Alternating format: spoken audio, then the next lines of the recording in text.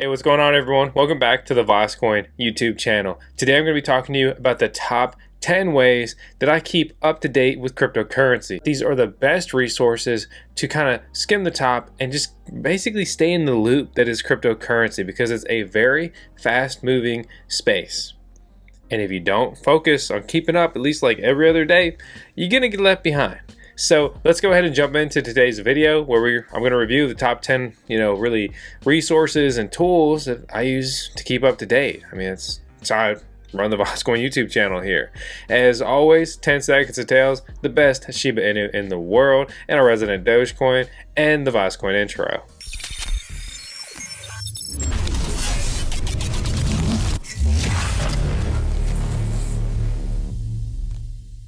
Number one, ladies and gentlemen, it's probably the first thing that you thought of. It's just crypto news sites, news websites. And sure, these guys, they're on social media and everything like that. But the main resource I use them for is just articles, kind of staying up to date. What's like on the front page of crypto, right? So one of the sites you've probably heard of before, if you did some Googling, you found is CoinDesk.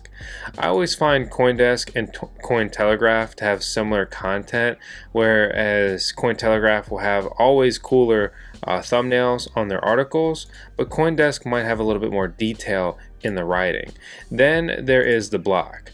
I really enjoy the block's written content, but they hide a lot of their good stuff behind a paywall because you got to make money. So say these guys go with sponsored posts, these guys put up a paywall. There's also decrypt.co, which I've started to turn to more and more, or it turns up in search results more and more. This is a good site, and how they make their money is going to be ads and sponsored content as well. You'll kind of see that as a reoccurring theme in this video. Number two, little biased here, but crypto YouTube. Okay, I really like YouTube. I use it for all kinds of stuff, including this channel. So naturally, we're on YouTube. I recommend, if you haven't already, to please subscribe. There's a lot of good people and some junk on crypto YouTube.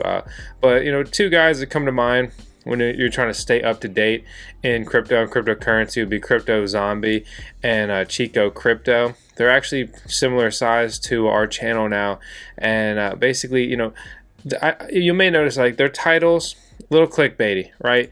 But I think they do have good content, and it's research content, and they're not just kind of full of BS. Which that's the thing that you got to really sift through when you deal with like a influencer, right? If they're full of BS or not. We strive to just keep it real with you, so that's kind of our thing. Number three, that's going to be Crypto Twitter. Crypto Twitter is just Twitter with crypto people on it, but it's literally just crypto, or just Twitter. So what you see on Crypto Twitter is basically just a feed that you create. Follow people who are interest you, or you find good information, or they have good replies to other posts that prompt things that you're interested in, and unfollow all the junk. If you hate someone, unfollow them. Don't just be weird and keep stalking them. You gotta move on. You gotta let them go. You'll notice that there's a lot of like pumping basically that takes place on Twitter. You'll see CZ seriously pump his own stuff and projects he's associated with, saying things like this, that look at 68 million USD worth of BNB taken out of circulation forever. If you don't understand, buy, burn back, etc., you better learn it. Number four, Discord. Okay, so basically, nowadays every project has a Discord. So maybe you're thinking about I want to learn more about Ravencoin. You Google Ravencoin Discord, probably get you pointed in the right place.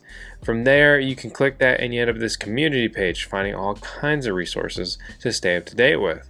So, for example, I click on this, and it prompts me to join the Ravencoin community Discord with almost 20,000 members and almost 1,700 people online right now.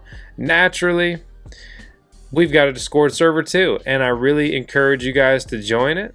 It's a lot of fun in here. I asked everybody to say something funny for you guys here on YouTube, and honestly, we have a pretty big server right now, 8,861.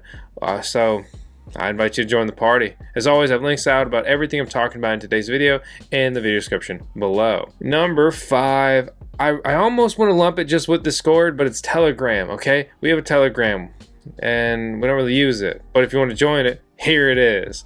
And you know, you Google any project, they probably have an associated Telegram. Let's say you wanted to join crypto.com's Telegram. You probably just go to their website, you scroll to the bottom, and from here we navigate to that Telegram icon. Looks like this. You click that, and just like that you can quickly join their Telegram. I would say number 6 right here, but it's actually today's video sponsor, Odinala Network. Okay, so they are basically looking to build some solutions into cryptocurrency. One of those would be the Odinala Exchange.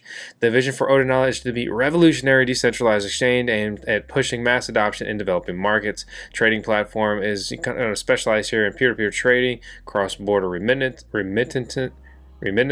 can't say that word right now. Collateralized lending, completely trustless, and low-cost fees. Right now, they are doing a sale, and you can participate even if you're in the US. If you want to participate, just click purchase token. You have to connect your MetaMask, and from there, you know, you can put in how much you want, or that's the price, and then you can put in the number of tokens here. So if I wanted 100 tokens, I would need to purchase with 0.03 Ethereum there. So I would click that, and it would prompt you to spend that, and that's a big gas fee. Number 6, forums. Yeah, they still exist, ladies and gentlemen, and we are working on a cool one, but that's not what I'm talking about yet. We're talking about Bitcoin Talk. It's kind of like basically the original Bitcoin forum. Unfortunately, I mean, these things are still active. I mean, say like I'm just here in a subsection of alternate cryptocurrencies, speculation, and you just notice that this, how do I put this? To put this nicely, I just don't feel like I can derive a lot of value from the Bitcoin Talk forum anymore. It used to be people like literally Satoshi Nakamoto posting on here, and Vitalik, and they're having like just very interesting and thought-provoking discussions. And now it's like, will Ripple ever reach $5? Hi guys, I bought Ripple at $2.50 and I'm at very high losses. I want to know when it will reach $3, $4, or $5 if his stars shine. He's being patient, which is good to know. But honestly, he's dying on the inside, looking at the prices. So that was posted 2 years ago, 65 pages. It's still getting a couple replies a day. You know, excellent username right here. Thinks Ripple can go up to $5. It's a cryptocurrency internet-based service. I mean, bots, man. So anyway, we're trying to build an actually good forum. You're welcome to join. Naturally, there's a lot of mining content just because we've covered a lot of mining, and mining is something that like a forum is very useful for like write-ups and asking questions and troubleshooting and everything like that. We're also focusing a lot on building passive income content, things like staking and masternode guides and everything in between.